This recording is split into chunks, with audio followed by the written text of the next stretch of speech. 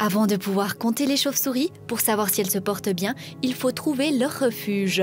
Une colonie d'oreillards bruns a élu domicile ici, dans le temple de Sonsbo. Avant de passer à l'action de comptage, les membres de l'association vont le plus discrètement possible jeter un coup d'œil au comble. Elles sont bien là, discrètes, de la même couleur que le bois. Une fois le gîte repéré, les membres de l'association s'installent à proximité et attendent que la nuit tombe pour passer à l'action. Un spécialiste des chauves-souris, Valérie Huldry, est présent ce soir et forme les membres de l'association. Donc à chaque fois qu'il y en a une qui passe, vous pouvez mettre une coche ou bien retenir de tête ou avoir un petit compteur. Vous pouvez mettre une petite remarque tout d'un coup si vous n'êtes pas sûr, s'il y a une autre espèce qui est passée. Les bénévoles s'équipent d'un compteur, un appareil qui permet de détecter les ultrasons et de repérer les différentes espèces de chauves-souris. Comme là, typiquement, il y avait une pipistrelle commune qui est sortie. Quand elle est sortie, à la fréquence où Olga elle était, ça a fait des ploc, ploc, ploc, ploc, ploc. C'était à 45. Et ça, c'est typique de la pipistrelle. Alors que les oreillards, eux, ils font plutôt des tac, tac, tac, tac, tac.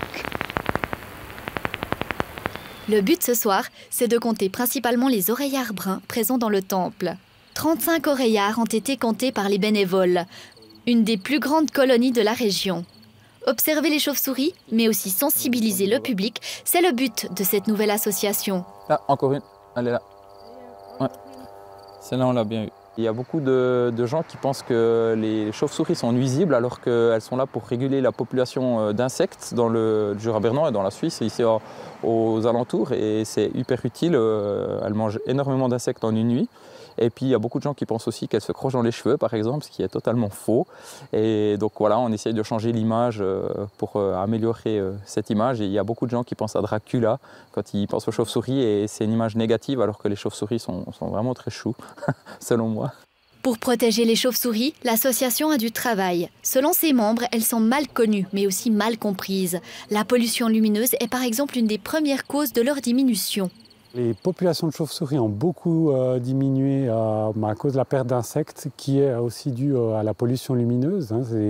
C'est la lumière qui attire les insectes, qui n'arrivent plus à se reproduire.